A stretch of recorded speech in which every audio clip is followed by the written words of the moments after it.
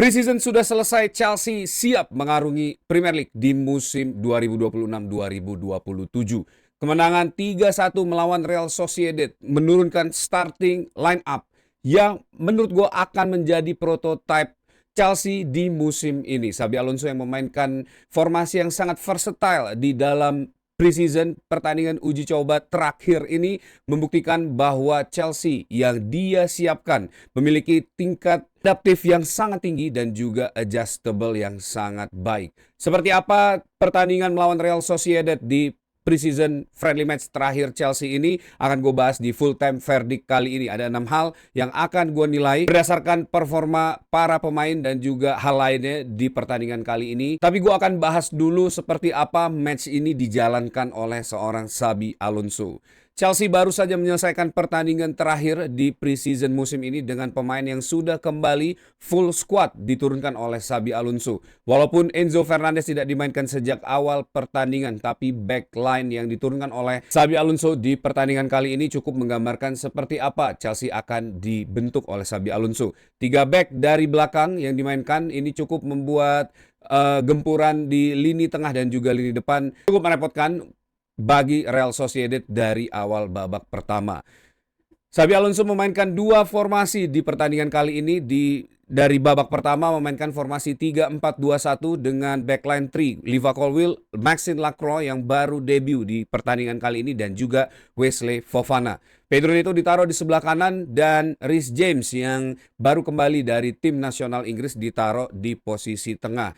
Duo number 10 di pertandingan ini dari babak pertama dimainkan Morgan Rogers dan juga Cole Palmer. Marco Palestra ditaruh kembali di sebelah kiri dan kelihatannya akan dimatangkan oleh seorang Xabi Alonso untuk menjadi back wing sayap kiri ya. Ini tentu membuat pro dan kontra bagi para fans True Blue Chelsea karena Marco Palestra menjadi best defender di Serie A itu dipasang di posisi sebelah kanan. Nah, seperti apa nanti perjalanan Marco Palestra bersama Xabi Alonso? Apakah posisi di sebelah kiri ini merupakan posisi terbaik bagi Marco Palestra? Dan di pertengahan babak kedua, Xabi Alonso memasukkan beberapa pemain dan mengubah formasi menjadi 4-2-3-1. Hal ini membuktikan bahwa seorang Xabi Alonso ini bisa dengan sangat baik untuk mentwist pertandingan ya. Dengan adanya formasi 4-2-3-1, Chelsea berhasil menciptakan 1 gol lagi. True pass cantik dari seorang Malo Gusto berhasil dimanfaatkan dengan sangat baik oleh João Pedro di pertengahan babak kedua. Nah, formasi 4-2-3-1 ini membuat Malo Gusto yang tadinya masuk sebagai sayap kanan harus didorong ke posisi nomor 10.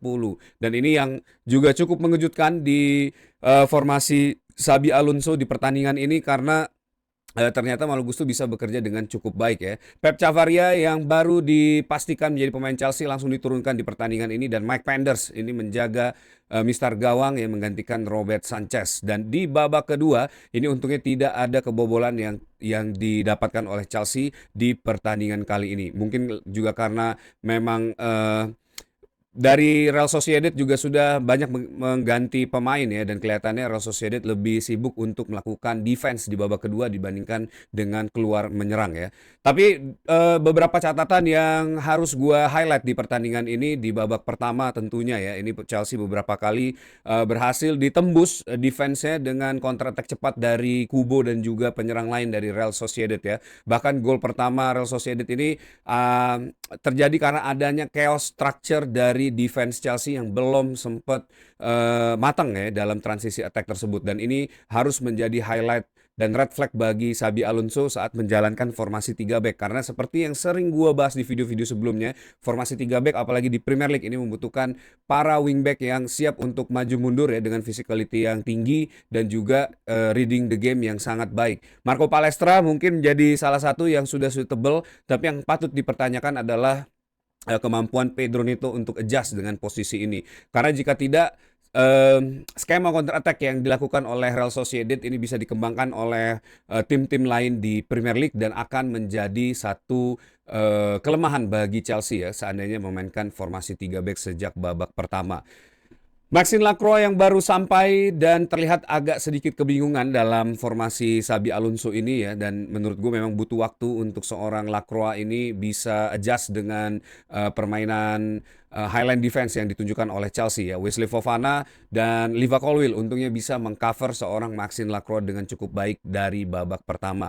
Gol pertama diciptakan oleh Morgan Rogers, ini second ball dari tendangan keras ya, dan berhasil membuat nama pemain baru ini langsung berada di papan skor di pertandingan kali ini. Tapi yang luar biasa adalah dua gol dari Joe Pedro yang menciptakan decak kagum bagi gue pribadi, karena permainannya bukan hanya bisa menjadi ujung tombak bagi Chelsea, tapi juga sering kali turun ke bawah untuk membantu membangun serangan ya.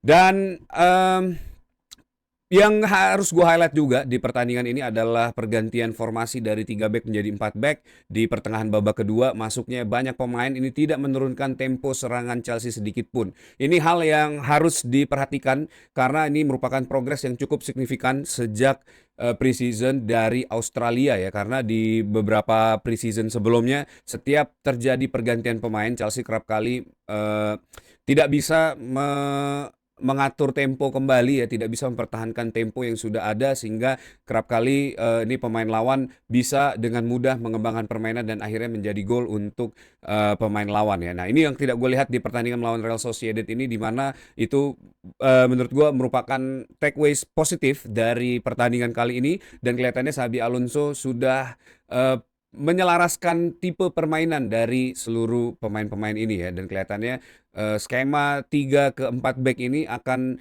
banyak terjadi di Premier League untuk menjaga kestabilan dan juga keunggulan ya bagi Chelsea di dalam perjalanan Premier League di musim ini. Kalau kita lihat lagi, ini belum dimainkannya Kwenda di babak kedua ya, Estevao yang masuk tapi tidak terlalu memberikan impact. Romeo Lavia, nah ini di babak kedua Romeo Lavia cukup memberikan impact positif bagi lini tengah Chelsea, karena kemampuan dia untuk mengontrol bola dan juga mendistribusikan bola ya, dan menjadi seorang midfielder breaker ini bekerja dengan sangat baik di babak kedua. Nah, siapa saja pemain yang akan gue highlight di 6 hal yang akan gue bahas di Full Time Verdict kali ini. Gue akan mulai, tapi sebelum gue mulai, buat kalian semua yang baru join, jangan lupa untuk klik tombol subscribe, nyalain loncengnya, bantu gue buat sampai ke 20.000 subscriber. Jangan lupa juga untuk hype video ini supaya makin banyak True Blue yang bergabung di channel ini. Kita mulai aja. Untuk box pertama, ini akan gue kasih box kuning bagi Cole Palmer. Walaupun pergerakan dan juga tingkat percaya diri seorang Cole Palmer ini sudah jauh lebih baik dibandingkan dengan half season musim lalu ya. Tapi secara end product ada beberapa kesempatan dia di opposite box yang harusnya bisa diselesaikan dengan baik ya. Tapi decision making yang dibuat oleh Cole Palmer di pertandingan ini menurut gue cukup tidak memuaskan. Hal itu mungkin karena masih butuhnya waktu Cole Palmer untuk adjust dengan space yang ada, karena permainan yang dimainkan bersama Morgan Rogers ini tentu akan mempersempit ruang gerak seorang Cole Palmer ya. Karena kita tahu Cole Palmer ini memiliki kemampuan yang jauh lebih baik jika dia bermain melebar ke sebelah kanan ya. Tapi di beberapa edisi musim kemarin dan juga musim sebelumnya, ini Cole Palmer banyak digunakan untuk masuk ke dalam dan menjadi posisi nomor 10. Nanti kita coba lihat seperti apa adjustment yang akan dilakukan oleh Xabi Alonso untuk memaksimalkan posisi Cole Palmer sehingga bisa bekerja dengan baik bersama Morgan Rogers. Tapi di pertandingan ini gue nggak melihat Cole Palmer bisa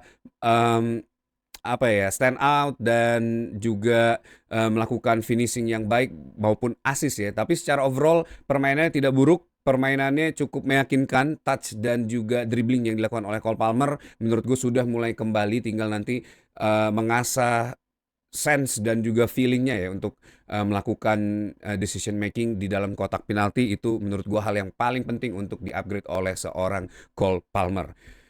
Berikutnya adalah box hijau untuk Reece James. Ini pemain yang kemarin sempat cedera di Inggris ya, tapi dimainkan di partai terakhir melawan Argentina. Akhirnya kembali ke Cobham dan dimainkan di pertandingan ini sejak menit pertama. Kita tahu kemampuan Reece James bermain di midfield ini cukup baik dan kelihatannya cukup nyaman juga seorang Reece James ya memainkan posisi di nomor 6 atau 8 bersama Moises Caicedo ya.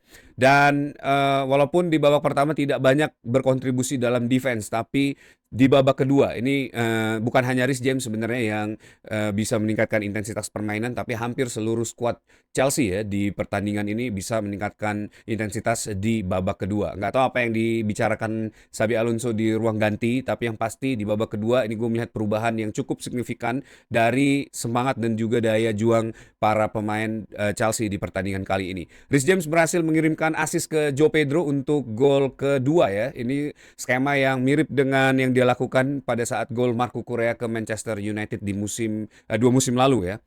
Cross dari deep dan menuju ke far post dan bisa di finishing strong oleh Joe Pedro menggunakan header.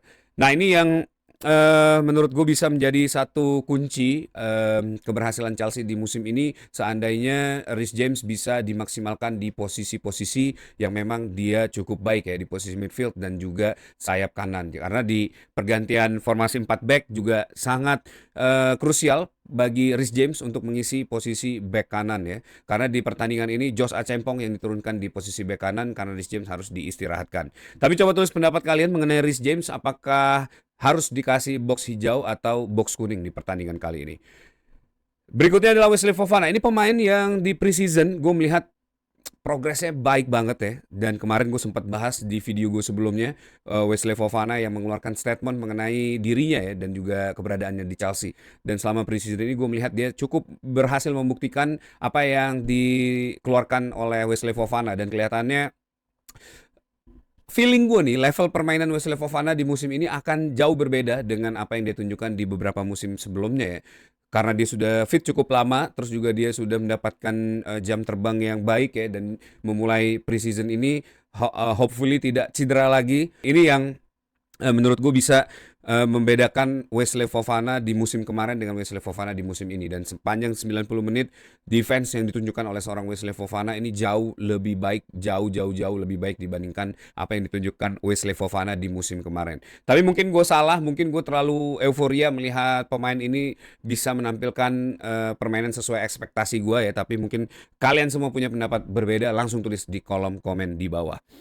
Kemudian gue akan kasih box hijau buat Joe Pedro. Ini untungnya pemain ini tidak dibawa Carlo Ancelotti ke Brazil karena di preseason ini terutama di pertandingan melawan Real Sociedad kelihatan banget dia lebih strong, lebih fresh, lebih cepat ya pergerakannya terutama di gol ketiga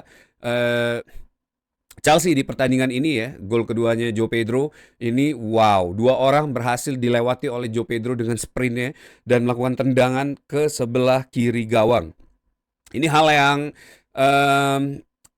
pernah kita lihat di pertandingan melawan Newcastle, tapi jarang kita saksikan gol seperti ini terjadi. Nah di preseason ini skema yang sama kalau nggak salah sudah terjadi sekitar 2 atau 3 kali ya gol Joe Pedro running from behind dari behind the line kemudian berhasil mendapatkan ruang ya dan berhasil melakukan sprint dan berhasil melakukan finishing yang sangat strong. Nah ini selain menggunakan kaki, dia juga berhasil menciptakan gol menggunakan header dan ini yang menurut gue progres yang bisa dilihat ya. Sebagaimana Joe Pedro terlihat sangat nyaman di skema yang dimainkan oleh Xabi Alonso dan semoga aja ini bisa menjadi pembeda bagi Chelsea di musim ini ya. Tapi apa yang bisa dilakukan Joe Pedro seandainya nanti menemukan lawan dengan low block. Nah ini yang harus bisa dijawab oleh Joe Pedro di sepanjang musim ini ya. Walaupun kita punya senjata-senjata lain seperti Danny Welbeck yang bisa membuat space untuk pocket player ya untuk bermain dan juga Nicholas Jackson yang bisa menciptakan chaos ya. Sama juga membingungkan lini belakang defense lawan, tapi Joe Pedro harus bisa melakukan break the line ya untuk menciptakan gol pada saat melawan klub-klub dengan posisi low block ya.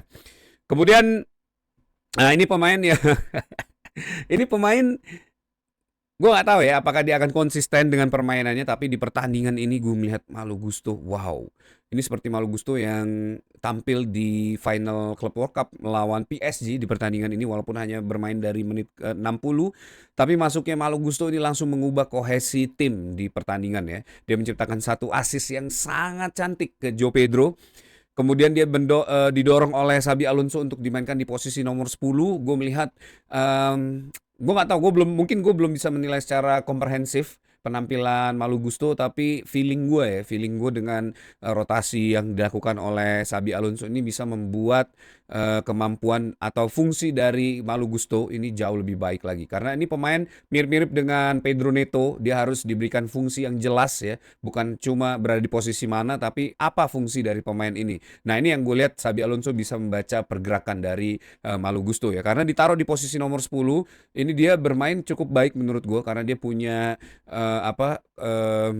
kecepatan yang di atas rata-rata dibandingkan pemain lain. Tinggal nanti seperti apa visi yang akan dibentuk oleh Xabi Alonso untuk Malo Gusto dan juga bagaimana Malo Gusto merespon first touch ya, itu juga penting untuk pemain nomor 10.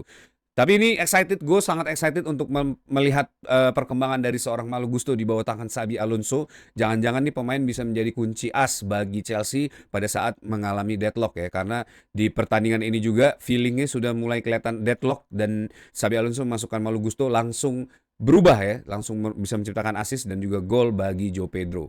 Tapi coba tulis pendapat kalian mengenai permainan Malo Gusto di pertandingan ini. Apakah ini hanya euforia lagi sekali lagi ya bagi gue, karena ini gue pemain yang menurut gue juga mirip-mirip lah seperti Wesley Fofana, nggak pernah meet the ekspektasi dari para fans ya, karena kita tahu sebenarnya ini pemain punya speed, punya kemampuan, tapi entah kenapa dia selalu kesulitan untuk mencapai ekspektasi para fans melihat permainannya ya. Tapi coba tulis pendapat kalian di kolom komen mengenai Malo Gusto.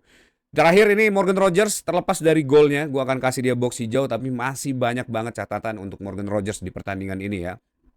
Jadi pertama kali Morgan Rogers diturunkan langsung bermain double 10 bersama Cole Palmer. Nah mungkin ini yang menjadi sama-sama ya bagi Cole Palmer dan juga Morgan Rogers untuk bisa saling gelling bersama di posisi itu. Tapi gue yakin karena chemistry kedua pemain ini sudah dibangun dari mungkin 10 tahunan yang lalu ya. Jadi tidak akan sulit bagi mereka untuk bisa working together untuk figure it out seperti apa permainan yang mereka butuhkan untuk bisa saling nyaman bermain di posisi nomor 10 tersebut ya. Tapi jangan sampai karena jiwa mudanya akhirnya malah ada terjadi keretakan ya, karena nggak kunjung bisa menemukan titik tengah permainannya ya, tidak kunjung menemukan equilibrium permainan. Nah ini yang tidak ingin gue harapkan dari Cole Palmer dan juga Morgan Rogers. Tapi semoga aja ini dua pemain asal Inggris dari Manchester City Academy ya, yang sudah kenal sejak lama, ini akan bisa membuat hubungan ini bisa jauh lebih gampang lagi untuk di-shape oleh Xabi Alonso ya. Nah ini 6 hal yang menurut gue harus di-highlight di pertandingan ini. Tapi mungkin gue agak sedikit excited. Atau menurut kalian permainan Chelsea ini masih below standar? Coba tulis pendapat kalian di kolom komen. Apalagi yang harus diperbaiki oleh Xabi Alonso di pertandingan kali ini ya. Nah ini hasil yang cukup menyenangkan untuk para fans Chelsea.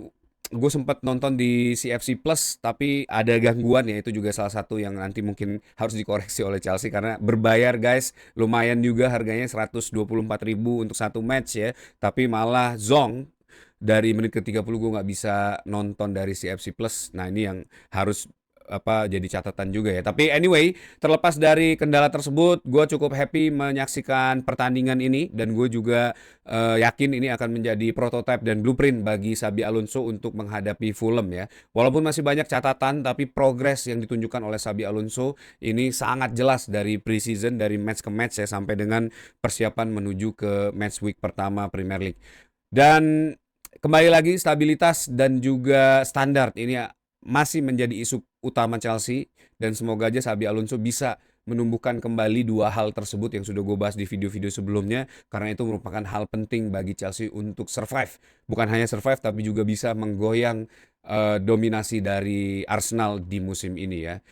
Gue cukup optimis Chelsea bisa finish di top level Premier League di musim ini, tapi coba tulis pendapat kalian dari seluruh preseason yang dilakukan oleh Xabi Alonso. Peringkat berapa Chelsea bisa finish di musim ini? Tulis pendapat kalian di kolom komen di bawah.